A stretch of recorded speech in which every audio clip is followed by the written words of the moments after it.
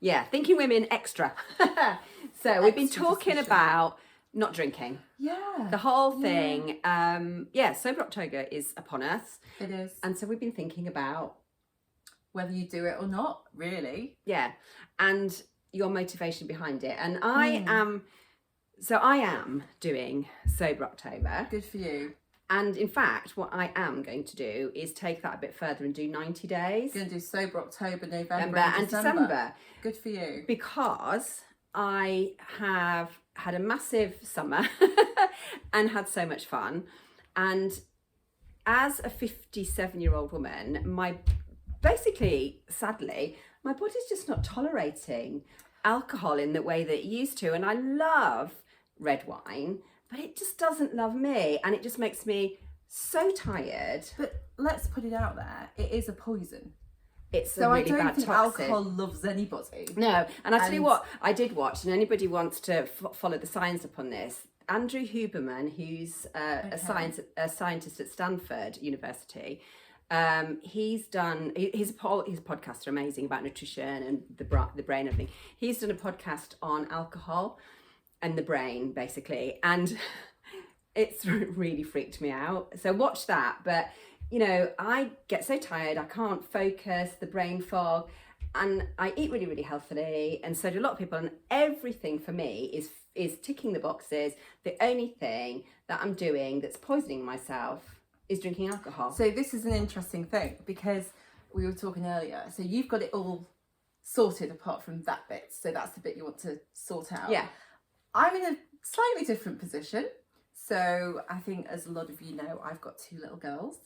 And I've got a busy job, which I love, and a lot of things going on. And I've recently given up wheat, which has been amazing. So for me, that's been... So you feel really good? I feel really good. Oh, right, but okay. I've not given up alcohol. I do occasionally have a glass of wine.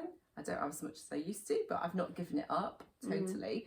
And I don't feel like I need to. No, But because there's maybe no that's judgment. because- That's the thing, as you should say. There's no judgment if you're doing it or not doing it. But it's just interesting to how you manage it even and how it makes you feel. Yeah, and If it doesn't... I don't think if I gave up completely, I'd feel that much better than I can anyway, because I can't get to that nirvana of super, you know, that we'll talk about the morning routine on a different little one of these extras, because when you've got kids, it's more difficult to do that. So you sort of go, well, actually, I'll do what I can, but I'm never going to get to that nirvana. When I was in my 20s, and I remember I did dry January, and then I did dry February and March and April and May, and I ended up doing about 10 years in my 20s of no drinking at all, and I felt fabulous, absolutely amazing. You can remember feeling fabulous. You knew you feel fabulous. Yeah. Versus... Yeah. Well, And- hangover, you never feel bad. And I used to wake up at 5 a.m. I had a really good routine with my studying for my actuarial exams. I'd wake up at 5, I'd do like 3 hours study and before work. With my children and with my busy lifestyle, I would never reach that. Even if I drank no alcohol at all, Yeah, but then I would not get to that. But then it's really interesting though, because like I'm menopausal, well, postmenopausal, and you know, I can't reach nirvana either, I suppose. But I think how I would manage it is I think for me, cutting out the alcohol, I could get a bit nearer. You could get whereas you're closer. saying I'm so far off. No, but isn't it what is nirvana anyway? But No. it's just for me, I think, and just for a lot of people, it's That's just it. And I felt the same about giving up the wheat and the bread earlier in the year, and I gave that up. And at the same time, I went on HRT. And for me, you know, this year, this was pre-summer, that was my big, oh my goodness me, I feel so much better. And people started saying to me, oh, you look so much better.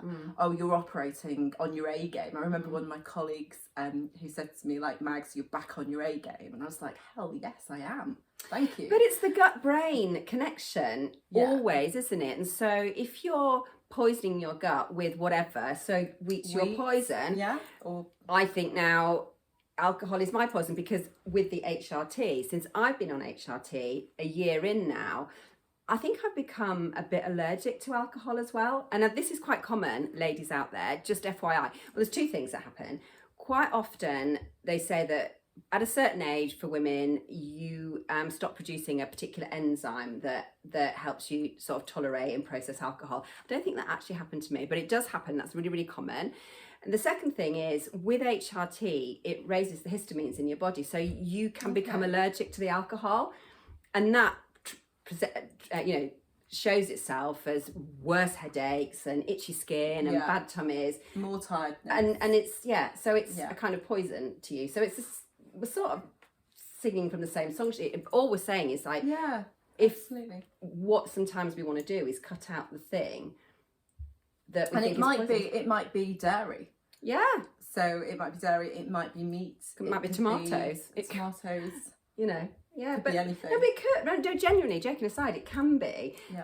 If you're not tolerating a certain food, Yeah, then it can make you feel really bad, and it affects your brain. This is the key, and one of the things that helped me go back to not eating wheat, because I didn't eat wheat for a long time as well, and I started eating it again when I was pregnant, is I started to keep a diary, and I started to be very mindful. And obviously this is thinking women. I became a thinking woman. It's like, right, I feel like this. Let me think about why I feel like that. And the thing that earlier this year was making me feel grotty was bread.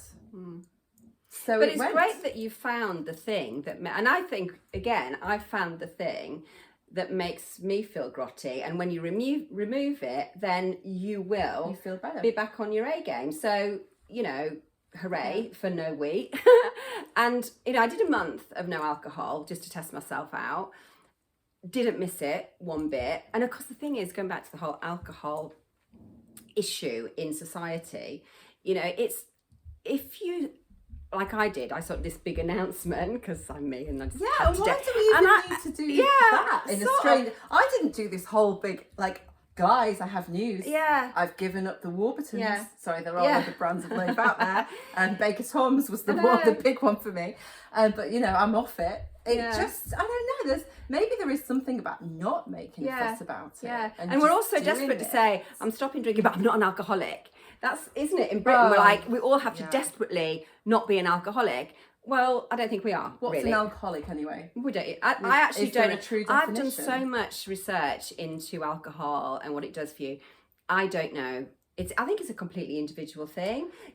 Somebody can be an alcoholic on one drink a day, and somebody can be drinking tons.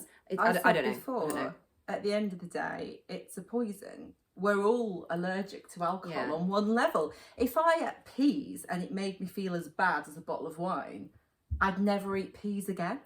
Yeah, but alcohol, but alcohol's addictive. And what we haven't really addressed is the addiction thing, which we're not really qualified to talk about that so much. So I'm going to be careful what I say there.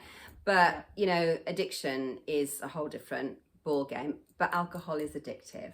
It is. And peas aren't really, are they? Peas are not that addictive. Peas with cheese on there. Could be. And the cheese is a whole different story.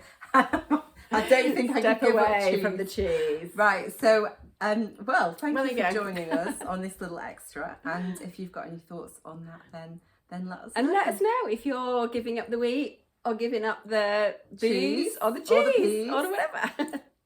See you next time.